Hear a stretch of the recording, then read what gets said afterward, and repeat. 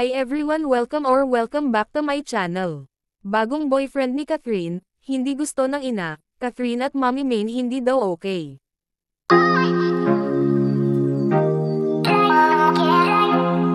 Spotted si Catherine Bernardo sa ABS-CBN Ball kagabi, kung saan ay dumalo din ang ex-boyfriend ni Catherine na si Daniel Padilla. Solo na naglakad si Catherine sa red carpet at habang si Daniel Padilla naman ay solo din itong lumakad sa naturang ref carpet sa ball. Matapos lumabas ang balitang may bagong boyfriend na si Catherine Bernardo, ay tila naging sentro ng chismis itong si Catherine ngayon sa showbiz, kung saan ay napabalita ang pinalit nito kay Daniel Padilla na isang mayor, na si Mayor Mark Alcala.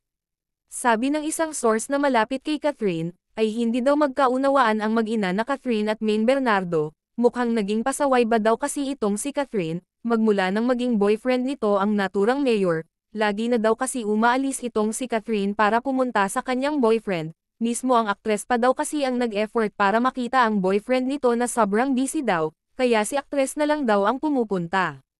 Isa daw ito sa hindi nagustuhan ng ina ni Catherine, lagi daw silang hindi magkaintindihan. Kung matatandaan ay napabalita na din na inamin mismo ni Kath na gusto niya magpatayo muli ng isa pang bahay para sa kanyang sarili, ito daw ang isa sa dahilan ng aktres kaya bubukod daw ito ay dahil sa kanyang ina.